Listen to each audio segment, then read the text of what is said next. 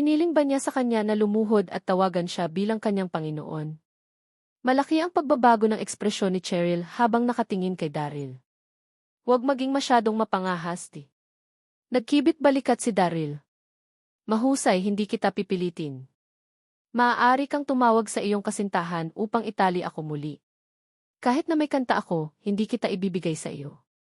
Kinagat ni Cheryl ang labi habang nakatitig kay Daryl, napangisi siya ng ngipin sa galit. Ayaw niyang tugunan si Daryl bilang kanyang Panginoon. Gayunpaman, napakasarap ng tunog na kinanta niya kanina. Kung kaya niyang kantahin ang kanta sa entablado kinabukasan, tiyak na magiging masikat siya. Bibigyan kita ng 3 segundo. Nakangiting sinabi ni Daryl, kung hindi mo ako tatawagin bilang iyong Panginoon sa loob ng 3 segundo, hindi ka makakakuha ng isa pang pagkakataon na gawin ito. 3. 2. Mahigpit na kinagat ng labi ni Cheryl, halos dumugo ito. 1. Bigla namang nagpanik si Cheryl at inadyak ang mga paa. Nangako ako sa iyo. Eto. Yumuko ang mga payat na binti ni Cheryl habang nakaluhod sa harap ni Daryl. Pinindot niya ang kanyang mga labi at mahinang sinabi, masaya akong binati ka. Guro. Si Cheryl ay yumuko kay Daryl na parabang siya ang Panginoon, ngunit napakaatubili niya itong ginawa. Nakaramdam siya ng kahihiyan. Gayunpaman, wala siyang pagpipilian. Kung wala siyang bagong kanta para sa susunod na araw, mahuhulog ng husto ang kanyang imahe. Nakangiting tiningnan ni Daryl si Cheryl, nakaramdam siya ng tuwa. Mabuti, bumangon ka, mabuting alagad ko. Habang nagsasalita siya, tinitigan ni Daryl si Cheryl. Mayroon siyang isang nakakaakit na figura. Isulat ang kantang iyon ngayon. Nag-aalalang bulong ni Cheryl. Tumawa si Daryl habang dinampot ang papel at ballpen at isinulat ang buong kanta dito. Pagkatapos nito, inabot niya ito kay Cheryl. Si Cheryl ay nasa ibabaw ng buwan. Inumol niya ito kaagad nang hawakan niya ang papel. Sweet honey, napakasarap ng ngiti mo. Mukhang namumulaklak ang mga bulaklak sa simoy ng tagsibol. Nice! Ang tunog ay kamangha-manghang. Natuwa si Cheryl, hindi niya inaasahan na ang bastardo ay maaaring sumulat ng isang mahusay na kanta. Hindi siya bastardo, siya ang kanyang Panginoon. Kumusta ito, mahal? Nagsulat ba ng kanta ang bata? Tumawag si Marcos habang naglalakad palapit sa kanila. Masayang pinupuri ni Cheryl si Daryl. Sumulat si Master ng napakagandang kanta. Hindi ko na kailangang mag-alala tungkol dito kapag pumunta ako sa entablado bukas. Ano? Sinabi ba niyang Master? Natigilan si Marcos, medyo naguluhan ang isip niya. Matapos ang ilang segundo, hindi na ito napigilan ni Marcos. Mahal, tinawag mo ba ang brat master na ito? Tumango si Cheryl at taos-pusong sinabi, si Master ay isang taong may talento. Parang hindi natin siya naintindihan. Kahit na ang mga tao ng Artemis sect ay maaaring hindi makapagsulat ng napakahusay na lyrics. Bigla, medyo hindi nasisiyahan si Marcos. Ang brat ay malinaw na isang mababang buhay lamang. Paano siya marahil ay may talento? Marahil ay nag-plagiarize siya at inaangkin ang kanta bilang kanyang bagong likha. Naisip ni Marcos na hindi komportable para sa kanyang fiance na tawagan ang brat master. Ito ay talagang awkward. Bumuntong hininga si Daryl at sinabing, mahal kong alagad, dapat mo ring pakawalan ang aking kaibigan. Bitawan mo siya. Pakawalan mo siya. Paulit-ulit na sabi ni Cheryl. Ilang sandali pa, dinala nila si Joel sa silid. Natuwa si Joel nang makita niya si Daryl, tumakbo siya papunta sa kanya at hinawakan ang braso niya. Mister, ayos ka lang. Hay salamat. Pula ang mga mata ni Joel. Nakulong siya sa isang madilim na silid at natatakot siya at nag-alala tungkol kay Daryl. Ngumiti si Daryl habang inaalo niya si Joel. Ito ay isang hindi pagkakaunawaan lamang, okay lang ngayon. Nararamdaman niya na ang Joel ay tunay na nag-aalala tungkol sa kanya. Naglakad si Cheryl papunta sa kanila na naka-high heels. Tumingin siya kay Daryl at tinanong, Guro, taga-Artemis. Sek ka rin? Sa East Great Continent, ang lahat ng mga taong may talento ay kasama ng Artemis sect. Ang master ay dapat na bahagi ng Artemis sect dahil nakasulat siya ng napakahusay na kanta. Natigilan si Joel. Tama ba narinig niya iyon? Tinawag ba ni Cheryl si Daryl na master? Kahit na si Jewel ay hindi isang importanteng tao, naglibot siya sa lahat ng kanyang kabataan, kaya't napakamay alam siya. Alam niya na ang magandang ginang ay isang malaking bituin na may hindi mabilang na mga tagahanga. Napaka-aloof din niya. Paano naging isang alagad ni Daryl ang ganoong karakter? Napakagaling. Nakatitig si Jewel kay Daryl habang iniisip ito. Sinimulan niyang humanga pa sa lalaki. Kumaway si Daryl sa kamay at mumiti habang sinasabi, hindi ako taga-Artemis sekta. Matagal na akong nakatira sa mga bundok at kamakailan lamang ako lumabas dito. O, ganoon ba? Magalang na sinabi ni Cheryl, sa kasong ito, kukuha ako sa kanila upang linisin ang isang silid para sa iyo, guro. Pwede kang manatili pansamantala sa Wealth Dance Hall. Kailangan niyang gumanap sa entablado kinabukasan, kaya kailangan niyang mabilis na sanain ang bagong kanta. Napakahusay. Dahil nasa labas na ito, pumayag si Daryl doon. Tulad ng pag-aayos ni Cheryl, sina Daryl at Jewel ay inilagay sa isang marangyang silid sa ikalawang palapag. Pagdating niya sa silid, mabilis na pumunta si Jewel kay Daryl at tinanong, Mister, bakit ka tinawag ni Miss Marks na master? Naguluhan si Jewel. Umiti ng bahagya si Daryl. Tinuro ko sa kanya ang isang kanta. Siyempre, tatawagin niya ako bilang kanyang master. Mister, alam mo ba kung paano sumulat ng mga kanta? Tanong ni Jewel sa mahinang boses. Umiti si Daryl habang tinatapik ang buhok nito, hindi na siya umimik pa. Bago sila matulog, kumuha si Jewel ang tubig kay Daryl upang hugasan ang kanyang mga paa. Inalagaan siya sa bawat posibleng paraan. Napaka-emosyonal ni Daryl. Naalala niya noong siya ay isang manugang sa pamilyang Lindon at kung paano niya tinulungan si Lily sa paghugas ng mga paa. Hindi niya akalain na balang araw ay pagsisilbihan siya sa parehong paraan. Napakahusay ni Jewel sa pag-aalaga ng mga tao at siya ay maganda at minamahal. Matapos niyang tulungan si Daryl na maghugas ng paa, pagod na si Jewel at mabilis siyang nakatulog. Hindi inaantok si Daryl. Naisip niya kung paano makawala doon. Hindi siya makatulog, kaya tahimik siyang naupo doon sa pagmumuni-muni at paglilinang. Gabi na at ito ay tahimik. Humirit. Pagpasok pa lang ni Daryl sa estado ng paglilinang, may nagtulak ng pintuan ng walang paiba. Ang susunod na segundo, isang figura ang lumakad na may isang mahabang sable sa kanyang kamay. Ang sable ay kumislap ng isang malamig na sinag ng ilaw. Bumukas kaagad ang mata ni Daryl at nagulat nang makita ang taong pumasok sa kanyang silid. Si Marcos iyon. Ay si Hey. Ang brat ba na ito ay pumasok sa silid upang patayin ako? Hindi gumalaw si Daryl. Tahimik niyang hinintay ang paglapit sa kanya ni Marcos. Samantala, sa World Universe Continent. Sa pangkalahatang dambana ng Emisec. Ang Emisec Master, Aurora, ay nakaupo sa Phoenix Chair sa main hall. Ang kanyang kaakit-akit na figura ay nakikita, ngunit may isang pahiwatig ng ginaw sa kanyang mukha. Ang ilang mga tao ay tahimik na nakatayo sa tabi niya, sila ang matatanda ng Emi-sekta. Sa ilalim ng kamangha-mangha at nangingibabaw na aura ni Aurora, ang kapaligiran sa buong bulwagan ay tila nakalulungkot. Tumingin si Aurora sa paligid at tinanong, wala pang balita tungkol sa Junior Sister Serendipity. 3 araw na ang nakakalipas, ang mga ME-disipulo na nakadestino sa Donghai City ay narinig na ang Abbess Mother Serendipity at Daryl ay nasa away. Pagkatapos pareho silang nawala sa manipis na hangin na kakaiba. Nang marinig niya ang balita, hindi masyadong alalahanin ito ni Aurora. Gayunpaman, wala pa ring balita mula sa Abbess Mother Serendipity kinabukasan, kaya naglabas ng utos si Aurora na magpadala ng ilan sa kanilang mga alagad na maghanap sa buong komunidad. 3 araw na ang lumipas mula noon, at wala pa ring balita tungkol sa Abbess Mother Serendipity. Sinubukan ng Abbess Mother Maureen na ipaliwanag ang komplikadong sitwasyon. Senior Sister Sect Master, ipinadala namin ang aming mga tao sa bawat sekta. Wala pa ring balita tungkol sa Senior Sister Serendipity. Si Abbess Mother Maureen ay isa sa mga nakatatandang emi-sekta. Siya ay kalahating 1 taon lamang na mas bata kaysa sa Abbess Mother Serendipity. Siya ay banayad at mapagpakumbaba. Ang kanyang reputasyon ay hindi kasing taas ng Abbess Mother Serendipity, ngunit sikat din siya. Patuloy na sinabi ni Abbess Mother Maureen, ayon sa aming pagsisiyasat, nawala din si Daryl at hindi pa rin siya natagpuan. Ano? Paano ito magiging? Nakasimangot si Aurora sa balita at napunta sa malalim na iniisip. Ang Abyss Mother Serendipity ay ang junior sister ni Aurora, at siya ang pinakaminahal ko.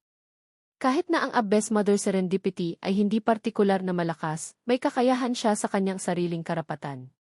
Nang si Aurora ay nasa liblib na pagbubungkal, naabot niya ang responsibilidad ng Emi sekta sa Serendipity. Sa loob ng maraming buwan, pinamamahalaan ng Serendipity ang sekta ng Emi sa isang maayos na pamamaraan. Hindi papayag si Aurora na may saktan na dumating sa Abyss Mother Serendipity. Sectmaster. Isang disipulo ang biglang lumakad at nagulat na may isang nagbabagong ekspresyon, magulat. Ang seksyon ng Eternal Life Palace, si Chester Wilson, ay humantoong sa libu-libong mga alagad niya rito at nagtipon sa gate. Nagbanta siya na gagantihan ang kanyang asawa. Ano? Agad na naging malas ang mga ekspresyon ng ilang matatanda sa bulwagan. Hinampas ni Aurora ang kanyang kamay sa mesa nang marinig niya na 10,000 ang mga disipulo ng Eternal Life Palace sect ang naroroon. Ito ay isang simpleng tap sa mesa, ngunit ang mesa ay nawasak sa mga piraso. Pagkatapos, si Aurora ay tumayo ng may pagmamalaki na may malamig na ekspresyon sa mukha. Labas tayo at tingnan. Lumabas si Aurora ng mayabang. Ang ilang matatanda, kasama na ang Abyss Mother Moriin, ay nagmamadaling makipagsabayan kay Aurora.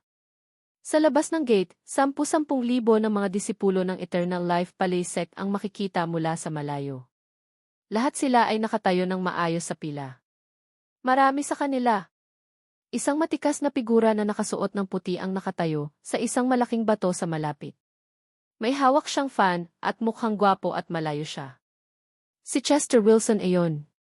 Ang kanyang malamig na titig ay bumuo ng isang matalim na kaibahan sa kanyang kalmado at binubuo ng sarili.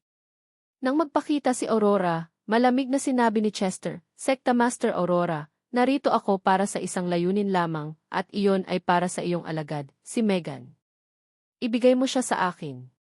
Naalala ni Chester ang eksena nang namatay ang kanyang asawa, at sumakit ang kanyang puso. Sa oras na iyon, nakikipaglaban sila sa hukbo ng New World, kaya kinain ni Chester ang kanyang galit at hindi inatake si Megan alang-alang sa sitwasyon. Umatras ang hukbo ng New World at hindi nila atake ang World Universe sa maikling panahon. Paano magpapatuloy na mabuhay si Chester sa kanyang matinding pagkamuhi?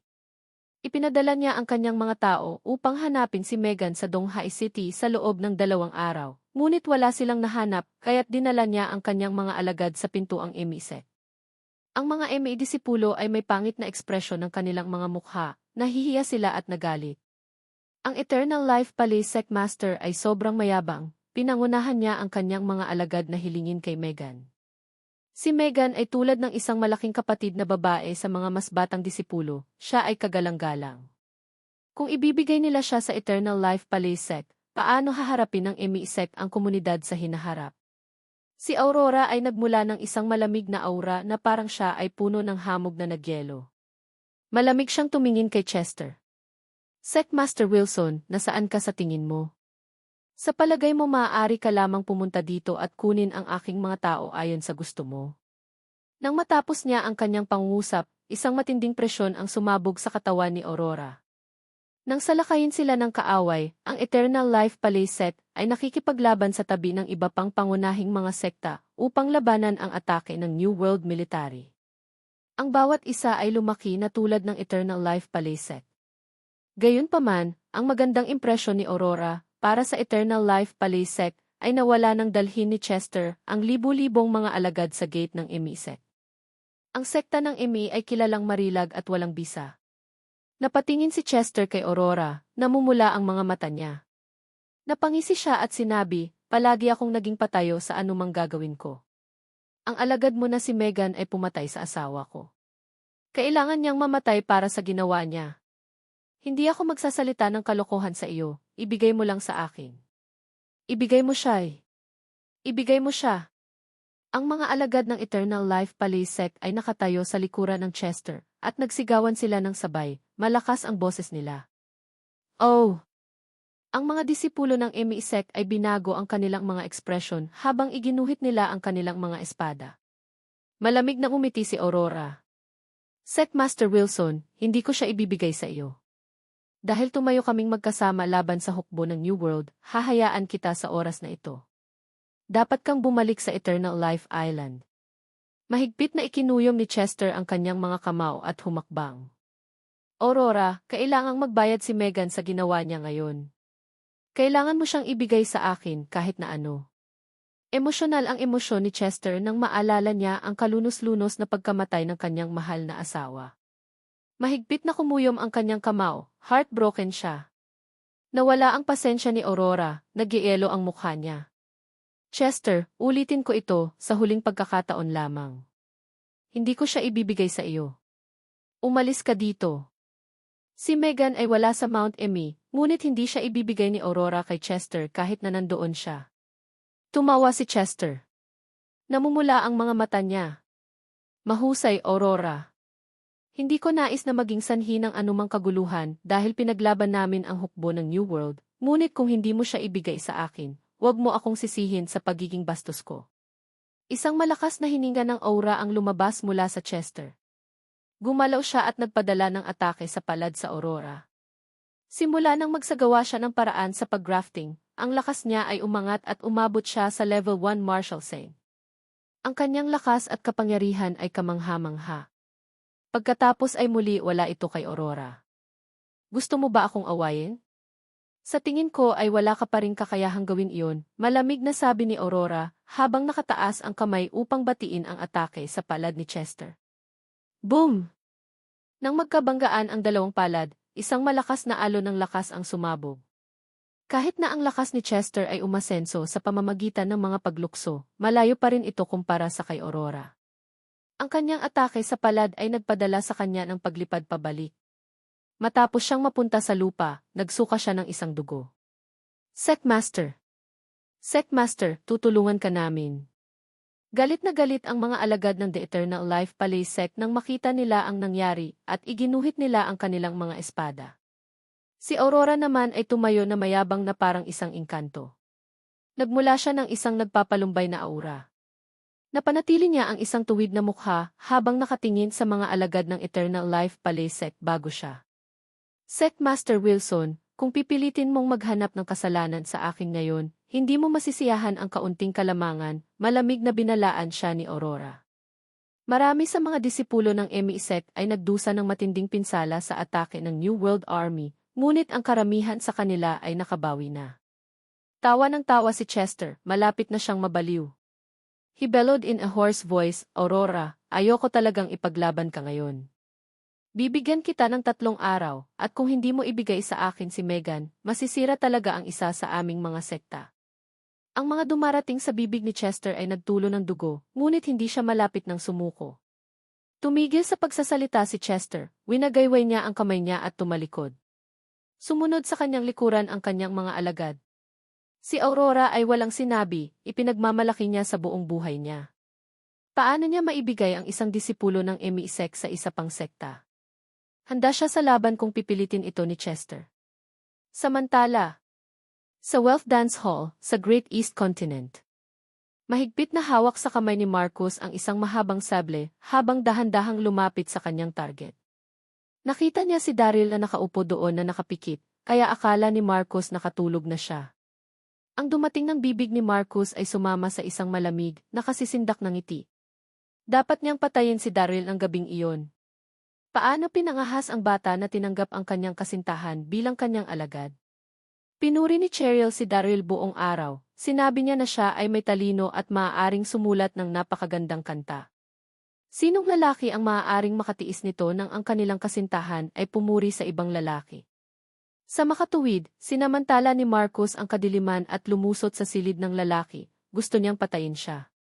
Malamig na tumingin si Marcus kay Daryl habang nagmumukmok sa sarili. Paano magiging isang pangmababang buhay na tulad mo ang Panginoon ng aking kasintahan? Sinilip mo pa ang fiance ko habang nagbabago siya. Dapat kang mamatay. Itinaas ni Marcus ang mahabang sable sa kanyang kamay at hinampas ito pababa kay Daryl. Swash! Ang mahabang sable ay bumaba at ito ay tungkol sa hatiin si Daryl sa kalahati. Klang! Ang katawan ni Daryl ay gumalaw sa mabilis na oras, at ang saber ay lumapag sa dibdib ni Daryl. Gumawa ito ng parang metal na ingay. Bumagsak paatras si Marcos ng 2 metro. Ano? Natulala si Marcos, nakita niyang lumapag ang saber sa katawan ni Daryl, ngunit ang lalaki ay hindi nasaktan. Paano ito magiging posible? Ang bata ba na iyon ay isang walang kamatayan? Kiete, kiete, kiete. Ikaw ang kasintahan ng aking alagad, kaya ayon sa lohikal, dapat mo rin akong tawaging master. Minsan isang guro, palaging isang guro. Paano mo mapapatay ang iyong guro? Nakatayo roon si Daryl habang nakangiti kay Marcos. Sinuot niya ang celestial silkworm armor, kaya't hindi siya masaktan ng saber. Habang nagsasalita siya, iniunat ni Daryl ang kanyang katawan at naglakad papunta kay Marcos. Gayunpaman, ang lalaki ay nagpadala ng atake sa palad kay Marcos nang walang babala. Habang papalapit ang palad ni Daryl, laking gulat ni Marcos, ngunit dali-dali niyang inunat ang kanyang mga palad upang labanan ang atake. Boom! Ang dalawang palad ay nagbanggaan sa gitna ng hangin. Malaki ang pagbabago ng ekspresyon ni Marcos nang maibalik ang katawan niya.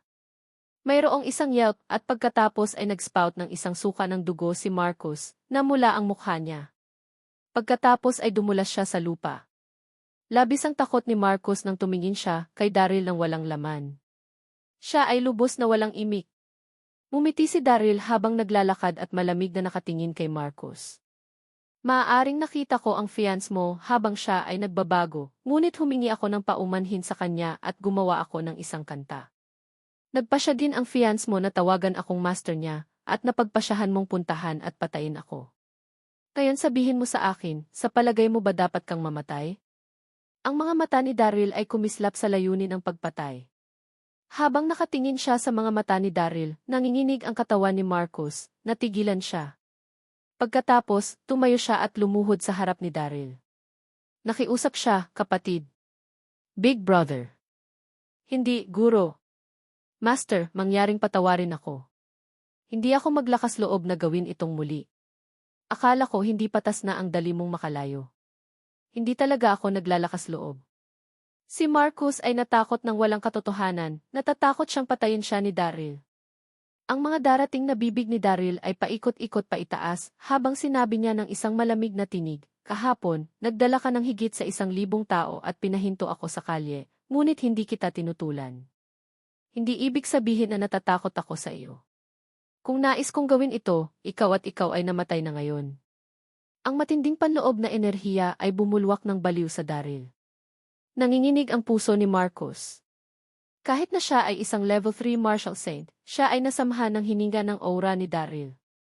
Master, nagkamali ako. Mali ako, di.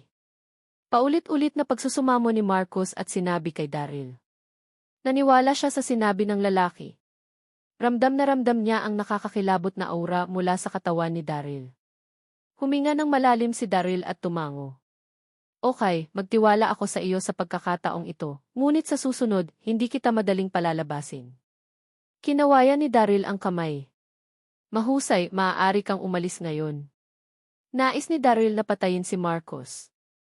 Gayunpaman, mas mabuti na huwag magdulot ng gulo sa isang bagong lugar. Ang pinakamahalagang bagay ay upang makahanap ng isang paraan upang umalis ng mabilis sa kontinente. Si Cheryl, kasintahan ni Marcos, ay may malawak na network ng mga contact. Dapat may paraan para makaalis si Daryl.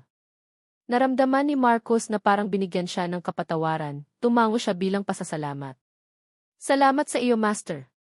Salamat sa iyong awad. Pagkatapos ay lumabas siya ng silid na may pag-asa. Umiling si Daryl at bumuga ng hininga. Sinara niya ang pinto at nagpatuloy na magnilay. Ang susunod na hapon. Ang first floor lobby ng Wealth Dance Hall ay buhay na buhay, tuwang-tuwa ang lahat na nandoon. Ito ang araw para sa bagong kanta ni Cheryl. Ang mga tao mula sa lahat ng antas ng buhay ay nasa kaganapan, hindi lamang ang mga SE, ngunit mayroon ding mga tao mula sa 4 na pangunahing mga sekta. Bukod doon, natipon din ang mga reporter ng High City.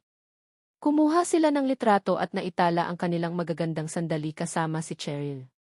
Si Daryl, bilang Panginoon ni Cheryl, ay binigyan ng SE na pwesto. Ang mga nasa SE na upuan ay hindi ordinaryong tao. Napagtanto ni Daryl na ang karamihan sa mga panauhin ay mayaman, nagsusuot sila ng mga suot na sutla na katulad ng mga estilo ng Tang dinastya.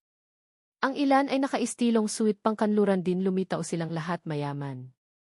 Ang titig ni Daryl ay bumagsak sa isang matandang lalaki na hindi kalayuan sa kanyang paglingon. Dala ng matanda ang isang balahibo ng tagahanga at sutla na sutla, mukhang may kaalaman at matikas siya. Hindi siya mahina, marahil siya ay isang level 4 martial saint. Maraming tao sa paligid niya at sinikap nila ang kanilang makakaya upang masiyahan siya. Gayunpaman, ang matandang lalaki ay isang mapagmataas na tao. Si Mr. ang matandang lalaki ay tinawag na Simon Crescent at siya ay isang matanda mula sa Artemis sect. Kahit na hindi siya partikular na malakas, siya ay maihusay sa lahat ng mga uri ng kasanayan tulad ng piano, chess, calligraphy at pagpipinta. Mataas ang status niya sa Artemis sect, bulong ni Jewel. Tahimik na tumango si Daryl. Dumating na ang lahat ng mga panauhin at si Cheryl ay lumabas ng backstage na may ngiti sa labi. Iligay. Ang lahat sa bulwagan ay nakatuon ang pansin kay Cheryl. Ganap na siya ang naging sentro ng kanilang pansin. Marami sa mga kalalakihan ang gumawa sa kanya. Natigilan din si Daryl, ngunit hinahangaan niya ito ng mahinahon. December na maging sikat si Cheryl, siya ay kaakit-akit. Nakasuot siya ng isang itim na cheongsam, at ipinamalas nito ng perpekto ang kanyang kaaya-ayang mga kurba. Ang kanyang walang bahid na mukha ay may magaan na pampaganda at maganda ang hitsura niya. Ang mga reporter ay nasa isang siklab ng galit, patuloy silang kumuha ng litrato. Salamat sa pagsali sa amin. Salamat ni. Ngayon, kakanta ako ng bagong kanta. Sana magustuhan ng lahat, mahinang sabi ni Cheryl. Natuwa ang madla, ang kanilang mga mukha ay puno ng mga inaasahan. Nang tuluyang tumahimik, tumugtog ang musika. Ngumiti si Cheryl at tumingin sa madla habang mahinang kumakanta. Sweet honey, napakasarap ng ngiti mo. Mukhang namumulaklak ang mga bulaklak sa simoy ng tagsibol. Isang malambot at ethereal na tinig ang umawit habang ang magandang himig ay umalingganggaw sa buong bulwagan. Paano? Napakasarap ng tunog. Bigla, nagyaya ang madla, lahat ay humanga sa kanyang pagkanta. Ang nakakaakit na himig ay hindi malilimutan. Ang kanta ay dapat tanggapin ng mabuti ng publiko. Ang lahat ay nahuhulog sa kanta.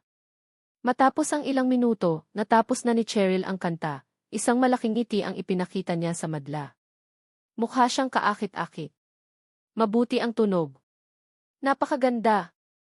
Hindi ka panipaniwala. Ang tagapakinig ay nagpasaya at nagbigay ng malakas na palakpak kay Cheryl. Natuwa si Cheryl. Perpekto ang kanyang pagganap at ang kinalabasan ay mas mahusay kaysa sa inaasahan niya. Nagpasalamat si Cheryl na tumingin kay Daryl. Isang figura ang tumayo sa talahanayan ng ehi at bulalas, ang gayong gumagalaw na piraso, napakagandang mga liriko. Miss Marks, sino ang sumulat ng piraso para sa iyo? Ang nagsalita ay si Simon na mula sa Artemis sect. Bago pa tumugon si Cheryl, buong pagmamalaking inihayag ni Simon, hayaan mo akong hulaan, ang taong ito ay dapat na mula sa Artemis sekta, tama ba ako? Sino pa ang maaaring sumulat ng isang napakagandang kanta? Maraming tao sa paligid ang sumang-ayon sa kanya. Sa gayon, dapat sila ay mula sa Artemis sekta. Sino pa ang maaaring magkaroon ng mahusay na tono na ito? Patuloy na ibinuhos ang mga papuri. Sinubukan ng lahat ang kanilang makakaya upang purihin ang sekta ni Simon. Ang bawat lungsod sa Great East Continent ay pinamamahalaan ng isa sa 4 na pangunahing sekta, at ang Artemis sect ay kumokontrol sa higit sa 30 mga lungsod. Bilang isang matanda mula sa Artemis sect, si Simon ay isang respetadong tao. Sino ang maglakas loob na labanan ang sinabi ni Simon? Awkward na umiti si Cheryl habang nakatingin kay Simon. Sinabi niya, Elder Crescent, ang kantang ito ay hindi sinulat ng sinuman mula sa Artemis sect. Pagkatapos ay tumango siya ng magalang kay Daryl. Ang kantang ito ay isinulat ng aking Panginoon. Nais kong pasalamatan ang aking Panginoon sa pagsulat ng isang napakahusay na kanta para sa akin.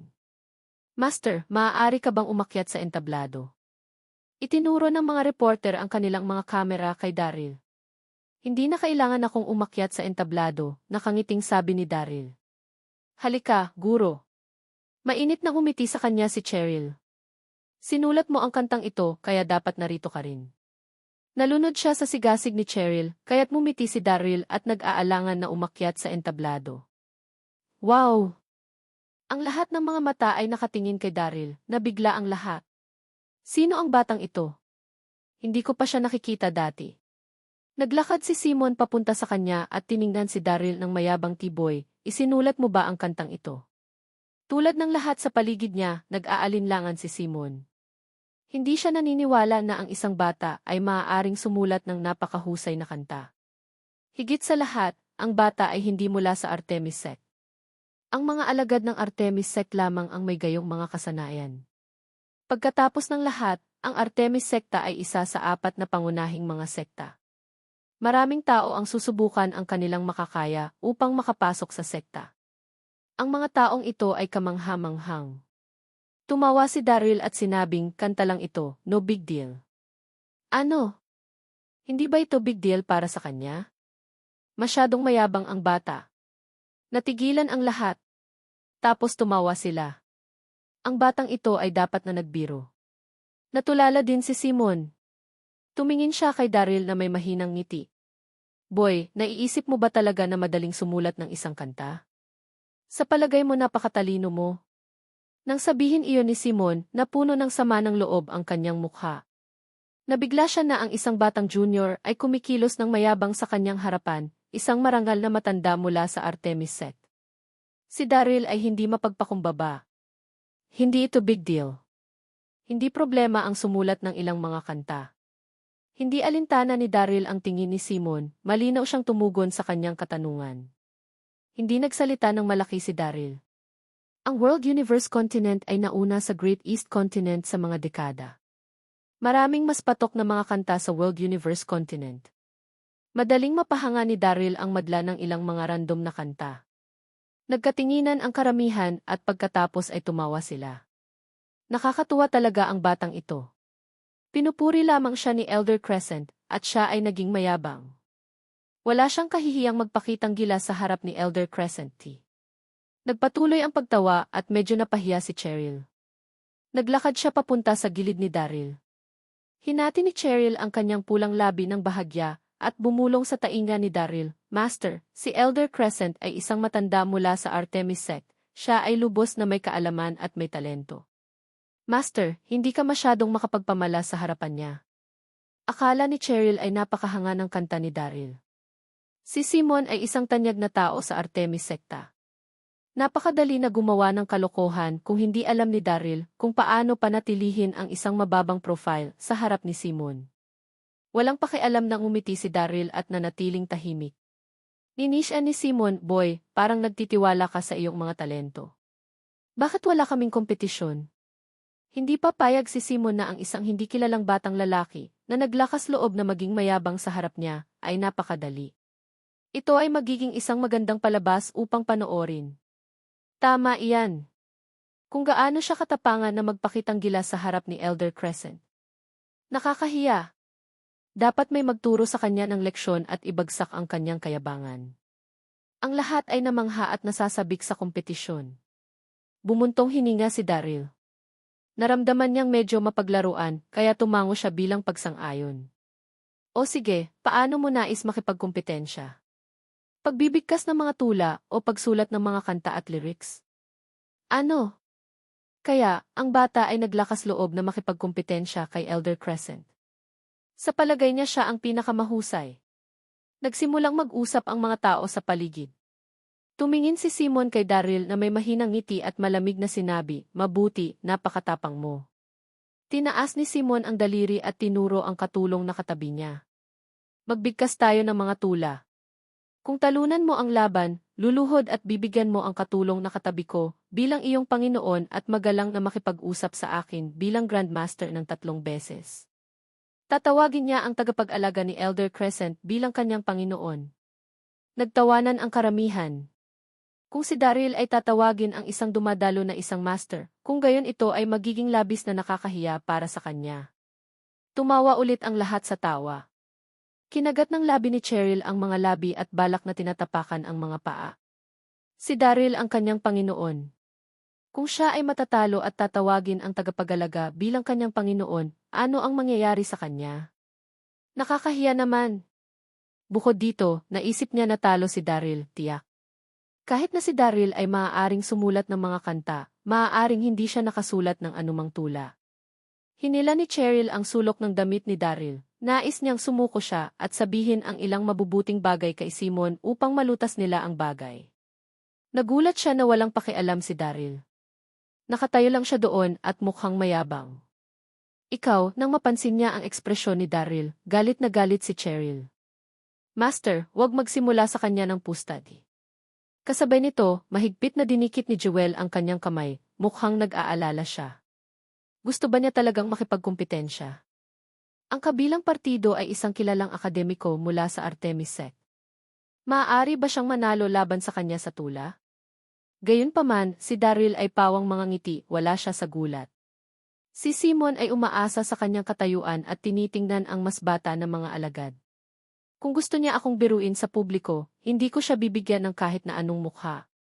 Magaling si Daryl, bihasa sa mga tula, lalo na ang 300 tanyag na tula mula sa Tang-i-inasti. Hindi siya natakot. Tumawa si Daryl at tumingin kay Simon. Naman, makipagkumpetensya tayo sa tula. Kung natalo ka, kakailanganin mong lumuhod ang iyong asawa at tawaging master ako. Tandaan, ito ang iyong asawa na dapat lumuhod sa harap ko, hindi ikaw. Masyado kang pangit. Ayokong tanggapin ang isang pangit na alagad na tulad mo. Wow! Sumabog ang korona sa isang kaguluhan. Ang asawa ni Simon ay si Summer Cruz. Siya ay isang kilalang babaeng may talento na may husay sa lahat. Siya ay nasa maagang 30 taon at nagsuot siya ng isang gown sa gabi na nagsiwalat ng kanyang mahusay na hubog sa katawan. Ang batang ito ay talagang matigas sa pusta. Nanginginig si Simon sa galit. Bilang isang matanda mula sa Artemis Sect, iginagalang siya ng lahat. Gayunpaman, ang batang nasa harapan niya ay malinaw na walang galang. Bumuntong hininga si Simon at sinabing, sige, sasamahan kita ng pusta na ito. Dapat mong isipin talaga na ikaw ay napakahusay. Si Daryl ay hindi nagmukhang sapat na gulang, ngunit siya ay may isang mayabang na tono. Kung iyon ang kaso, pagkatapos ay magiging seryoso tayo sa pusta, nakangiting sabi ni Daryl. Kung ako ay talo, kung gayon tatawagin ko ang iyong tagapag-alaga bilang aking Panginoon, ngunit kung manalo ako, tatawagin ako ng iyong asawa bilang kanyang Panginoon. Maraming mga reporter dito ngayon, kaya huwag subukang balikan ang iyong mga salita. Nagtawanan ang madla. Sa palagay ba ng batang ito mananalo siya para sigurado? At si Mr. Crescent ay isang matanda mula sa Artemis Sect, at nagsulat siya ng maraming kilalang tula. Sino ang batang ito kumpara sa kanya? Ang kabataang ito ay walang ideya na maraming mga may talento dito. Iniisip niya na siya ang pinakamahusay. Nang marinig niya ang mga bulong mula sa karamihan, tumawa si Simon at sinabi, bilang isang matanda mula sa Artemis Secta, igagalang ko ang aking mga salita. Tumango din ang asawa ni Simon na si Summer habang chuckled. Ang tag-init ay isang kilalang at may talento na ginang na may husay sa mga instrumentong pangmusika, chess, kaligrapya at pagpipinta. Tiyak na ayaw niyang tugunan si Daryl bilang kanyang Panginoon. Hindi niya akalain na talo ang asawa niya. Tumawa si Daryl at humakbang. Kung iyon ang kaso, pagkatapos ay pag-usapan natin ang paksa. Sino ang magpapasya sa paksa? Isang reporter ang lumakad at sinabi ng ngumiti, for the sake of fairness, hayaan ang mga reporter na magkaroon ng paksa. Galing ako sa Lantian Daily. Marahil maaari akong makabuo ng isa. Tumango ang karamihan. Ang Lantian Daily ay isang tanyag na publisher ng pahayagan. Kailangang maging patas ang kompetisyon. Sa makatuwid walang tututol kung ang mga reporter ang magtatakda ng paksa. Tumango din sina Simon at Daryl. Okay, pagkatapos ay maaari kang magkaroon ng isang paksa. Tumingin ang reporter sa paligid at nakita ang isang nakapaso na halaman na may ilang kawayan dito. Sinabi niya, mula pa noong sinaunang panahon, ang mga bantog na manunulat ay mahilig magsulat tungkol sa kawayan. Bakit hindi tayo magsimula sa ganyan? Ayos yan. Tumango ulit ang karamihan. Tumawa si Simon at sinabi, magandang paksa yan. Magsindi ng isang stick ng insenso. Sinumang maaaring sumulat ng mas mahusay na tula bago sunugin ang isang insenso ay siyang magwawagi. 2 tao ang nagdala ng isang stick ng insenso at sinindihan ito. Nanatiling tahimik ang madla, alam nila na hirap sa paggawa ng isang bagay on the spot, lalo na ng isang bagong tula. Nang nailawan na ang stick ng insenso, tumawa si Daryl at umusad. Inanunsyo niya, nasulat ko na ang akin. Ano? Natigilan ang lahat. Ang oras na lumipas ay sapat na upang kumuha ng 100 paghinga, at ganun pa man na kumpleto ni Daryl ang tula. Kung gayon, dapat mong basahin ng malakas ang iyong tula upang marinig ka ng lahat, hamon ni Simon na may nginis. Basahin ang tula na isinulat mo. Ang lahat ng mga mata ay nakatingin kay Daryl. Huminga siya ng malalim bago niya simulang bigkasin ang kanyang tula, tulad ng kung paano gagawin ang mga sinaunang iskolar.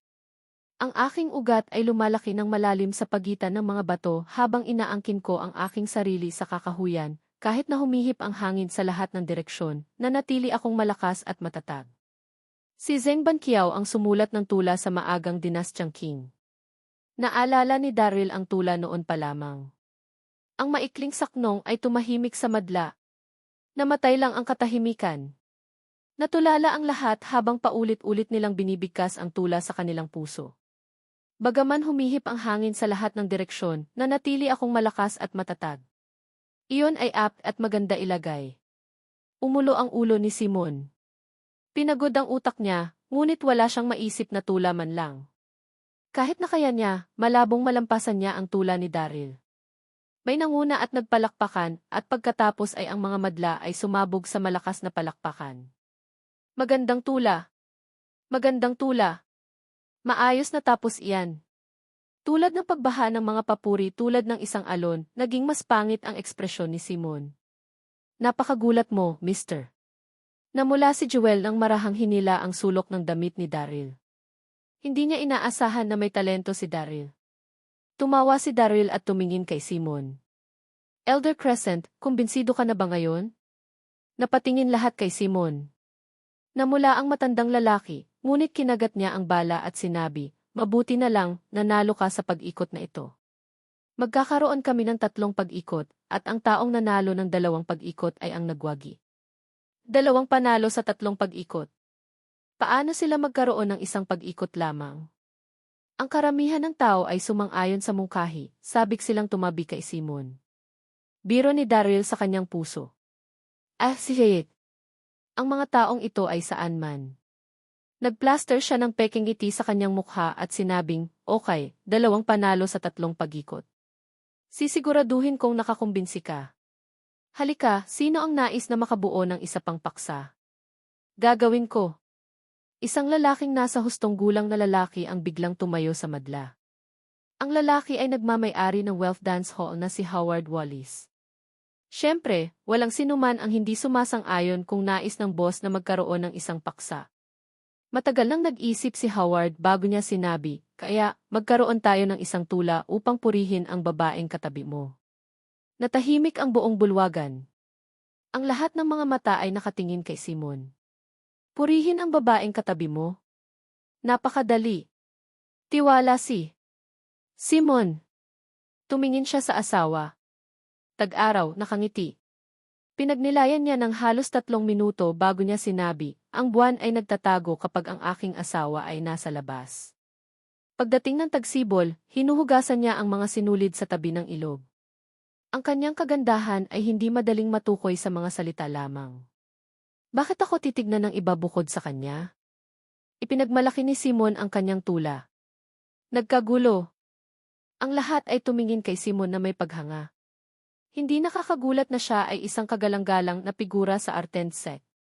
Napakabilis niyang makabuo ng isang tula, ang talino niya. Ang buwan ay nagtatago kapag ang aking asawa ay nasa labas. Nangangahulugan iyon na ang buwan ay magtatago sa kahihiyan kapag nakita nito ang magandang mukha ng asawa. Ang pariralang pagdating ng tagsibol, hinugasan niya ang mga sinulid sa tabi ng ilog, na nangangahulugang nagpunta ang kanyang asawa sa ilog upang maghugas ng mga damit sa tagsibol. Ang kanyang magandang mukha ay mapapansin sa pamamagitan ng tubig, at kahit na ang mga isda ay magtatago kapag nakita nila siya. Ang talinghaga ay kakilakilabot. Nakamamangha. Maraming tao ang humanga sa masining na paglilihi ng tula habang nakatingin kay Simon. Si Summer, nakatabi niya, ay nahihiya, ngunit siya ay natuwa. Alam niyang naisip ni Simon ang tula para sa kanya. Tuwang-tuwa siya at ipinagmamalaki na mayroon siyang isang talento na asawa. Akala ng lahat na ang kompetisyon ay natapos para kay Daryl sa sandaling dumating si Elder Crescent ng magagandang mga talatang iyon. Ang karamihan ng tao ay tumingin kay Daryl na may pagkutya sa kanilang mga mukha, nais nilang makita siyang gumawa ng kalokohan sa sarili. Gaano katapangan niyang hamunin si Elder Crescent? Sa palagay niya napakagaling niya. Kahit na makabuo siya ng isang tula, duda ako na ang kanyang masining na paglilihi ay magiging kasing ganda ng kay Elder Crescent. Pinagtawanan ng lahat si Daryl, ngunit wala siyang pakialam. Isang mahinang ngiti ang lumitaw sa kanyang mukha. Ano ang nangyayari? Hindi ka makakaisip ng isa? Tumingin si Simon kay Daryl na may pang-inis. Bakit ka nagmamadali? Ngumiti si Daryl habang nakatingin kay Cheryl na nasa tabi niya. Itatalaga ko ang tulang ito sa aking alagad. Umalis ang lalamunan ni Daryl at umiwas ang ulo habang binibigkas ang tula. Ang magandang firmament ay ang kanyang mga damit, at ang magandang bulaklak ay ang kanyang mukha. Ang simoy ng tagsibol ay sumabog laban sa piket na bakod at hamog na butil sa peony. Ang gayong kagandahang tiyak na makikita lamang sa Mount Kunyu o sa Yao Pablin sa ilalim ng ilaw ng buwan. Dalawang hakbang ang isinagawa ni Daryl habang binabanggit niya ang tula, tulad ng kung paano ito ginawa ng mga sinaunang iskolar. Sinulat ni Libai ang tula sa Imperial Concubine yang upang purihin ang kanyang kagandahan. Ang Wealth Dance Hall ay tahimik pagkatapos na gawin ni Daryl ang kanyang tula. Naririnig pa ang isang tunog ng karayom kung mahuhulog ito sa sahig. Walang nagsabi, masasalamin nila ang tula sa halip. Wow! Pagkatapos, ang buong dance hall ay umiling sa kaguluhan. Napakaganda nito, mister. Napakaganda ng tula. Sa gilid, isiniksik ni Jewel ang kanyang mga kamay habang siya ay bulalas, hindi niya mailalarawan na nasasabik siya. Napakatalino niya, gumawa siya ng tula. Napakaganda ng kanyang tula. Tiningnan ni Cheryl si Daryl ng mabuti habang ang kanyang mga mata ay nagniningning sa kinang. Hindi siya maaaring maging mas masaya. Ang tula ng kanyang Panginoon para sa kanya ay kaibig-ibig. Ang magandang langit ay ang kanyang mga damit, at ang magandang bulaklak ay ang kanyang mukha. Nangangahulugan ito na ang mga magagandang ulap sa kalangitan ay ang kanyang mga damit, at ang mga bulaklak ay tulad ng kanyang magandang mukha. Ang artistikong paglilihi ay malinaw na mas mataas kaysa sa kay Elder Crescent. Ito ay isang mas mataas na antas. Ang magandang langit ay ang kanyang mga damit, at ang magandang bulaklak ay ang kanyang mukha. Iyon ay isang mahusay na linya. Maraming tao sa madla ang kumuha ng papel at pluma upang isulat ang tula. Lahat sila ay tumingin kay Daryl na may isang komplikadong ekspresyon. Siya ay may talento. Nakangiting tiningnan ni Daryl kay Simon. Bilang matanda mula sa Artemis sect, ang iyong mga tula ay walang kinukuha. Sa palagay ko, hindi mo na kailangang makipagkumpetensya sa akin, baka mapahiya ka. Ang mga salita ni Daryl ay nabugbog ang dignidad ni Simon. Ikaw. Nagalit si Simon, turo niya kay Daryl habang nanginginig ang katawan niya sa galit. Eke. Umatras si Simon at sumuka ng isang dugo. Siya ay mahusay na natutunan at isang matanda din mula sa Artemis sekta. Nakakahiya kung ang isang hindi kilalang binata ang nagapi sa kanya. Nakakahiya naman. Hubby. Nagulat ang tag-init, nagmadali siyang alalayan si Simon. Ang karamihan ng tao ay nagulat din at nagtipon sila sa paligid ni Simon. Elder Crescent T. Elder Crescent, okay ka lang? Marami sa kanila ang nabigla at ang kanilang mga tingin kay Daryl ay iba kaysa dati. Pinalo ng binata si Elder Crescent sa tula. Sino ang maniniwala dito kung hindi nila ito nakita ng kanilang sariling mga mata? Mister. Nagyaya si Jewel. Hinawakan niya ang braso ni Daryl at masayang sinabi, ikaw ang pinakamahusay. Mister. Nanalo tayo. Master, ikaw ay kamanghamanghang G. Sa parehong oras, binaba ang ulo ni Cheryl habang mahina ang pagsasalita kay Daryl. Sa una, nag-alala si Cheryl tungkol sa kompetisyon ng tula. Pagkatapos ng lahat, si Simon ay isang matanda mula sa Artemis sect at isang mahusay na taong may kaalaman. Naisip niya na ang kanyang Panginoon ay hindi magkakaroon ng pagkakataon laban kay Simon. Ang resulta ay medyo hindi inaasahan. Hindi pinansin ni Daryl ang mga kakaibang titig sa paligid niya at nakangiting tumingin kay Simon. Kiyate, kiyate, kiyate. Nakikita ko na ang iyong katawan ay hindi na ganoon kalakas. Ikaw. Hindi makapaniwala si Simon na kinutya siya ni Daryl. Nararamdamang naduwal habang nanginginig ang katawan sa sobrang galit. Nag-spout na naman siya ng dugo. Napagpasyahan ni Daryl na huwag inisin si Simon at sa halip ay binalingan si Summer. Ang iyong asawa ay matanda mula sa Artemis sekta. Ipagpalagay ko na gugustuhin niyang tuparin ang kanyang mga pangako. Dahil natalo siya sa kompetisyon, dapat mong tuparin ang pusta. Si Daryl ay nakaupo sa upuan na parang isang boss, tumawid ang kanyang mga binti. Ang lahat ay nakatingin kay Summer. Ang pusta ay kung talo si Simon, kung gayon kakailanganin niyang tugunan si Daryl bilang kanyang Panginoon. Siya ba ang magiging masunuri na alagad? O babalik siya sa kanilang mga sinabi? Nanginginig ang katawan ni Summer. Napakagatlabi siya na halos dumugo na ito. Makalipas ang ilang segundo, lumakad si Summer papunta kay Daryl. Yumuko si Summer ng tuhod at lumuhod sa harapan ni Daryl nang masama sa makakaya niya. Namula ang mukha niya habang bumulong, "Ako ang iyong alagad, tag-init, at narito upang batiin ka, guro." Naramdamang pinahiya si Summer. Ayaw niya kay Daryl bilang master niya. Ang nais lang niyang gawin ay umalis sa venue. Gayunpaman, makakasira iyon sa kanyang asawa at sa kanyang reputasyon. Hindi mahalaga kung ano, maraming tao roon. Lahat sila ay mayaman at tanyag at nandoon din ang press. Dahil natalo sila, aaminin niya ito. Ang aking mabuting alagad. Maaari kang bumangon ngayon. Natuwa si Daryl, dahan-dahan siyang tumayo at naglakad papunta kay Summer. Pagkatapos ay tinapik niya ang ulo niya. Ang aksyon ni Daryl ay sanhi ng pamumula ni Summer. Tumawa si Daryl at sinabi kay Cheryl, "Hindi ba ako mabait sa iyo? Natagpuan kita na may pagka-Diyos. Tawagin mo akong Panginoon mo."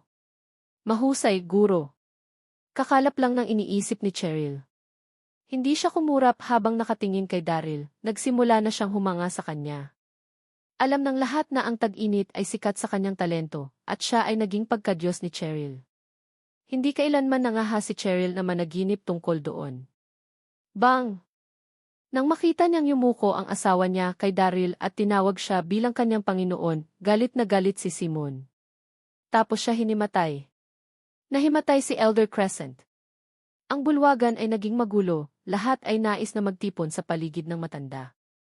Hindi nagpanik si Daryl. Dahan-dahan siyang tumayo at ibinalik si Joel sa ikalawang palapag. Alam niyang nahimatay si Simon dahil sa kanyang galit, wala itong nagbabanta sa buhay. Tinulungan niya si Cheryl na makumpleto ang premiere ng kanyang bagong solong, oras na para umalis siya. Ang pinakamahalagang bagay ay upang makabalik sa bagong daigdig. Balik sa silid, natapos na ni Joel ang pag-impake ng kanyang gamit habang si Cheryl ay excited na lumalakad.